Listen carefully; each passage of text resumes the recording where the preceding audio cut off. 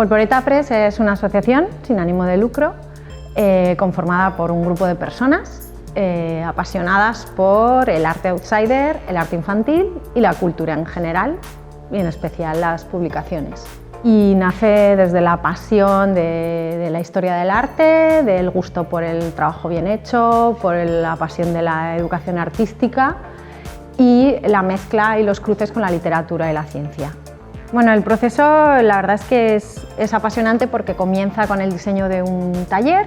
Esta actividad, por ejemplo, Electrographics, es una actividad donde mezclamos literatura, porque creamos una historia, hacemos una creación de personajes, ambientes, situaciones, con todos esos dibujos. Luego ya se puede redactar, se puede editar, se puede crear un pequeño fanzine, un libelo. Metemos también, en este caso, temas de electrónica para el soporte que será las tapas, y algunos de los personajes llevan cosas muy sencillas de electrónica, pero que dan un punto un poco más distinto. Una vez que han terminado esos talleres, recogemos todas las obras resultantes. Si es necesario, pues las catalogamos, si no, simplemente hacemos un inventariado para localizar cada obra a qué autor pertenece. Y luego pasamos a algo también muy chulo y muy apasionante que nos encanta en Volvoreta Press, que es el diseño editorial y el diseño gráfico.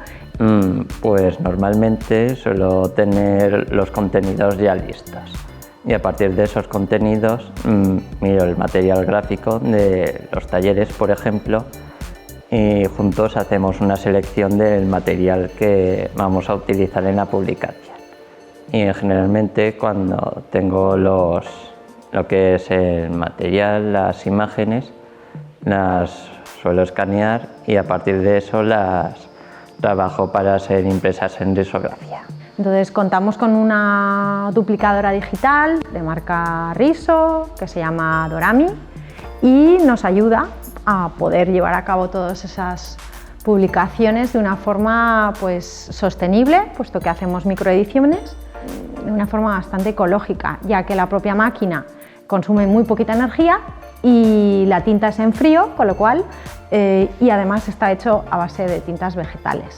No hace falta reciclar la tinta ni lleva unos toners que llevar a un depósito especial, y esto nos hace pues estar más contentos, ¿no?, con el hecho de imprimir y dar mucho más valor a ese recurso que es el color en la impresión, y ser más conscientes de que lo que imprimimos es porque lo necesitamos.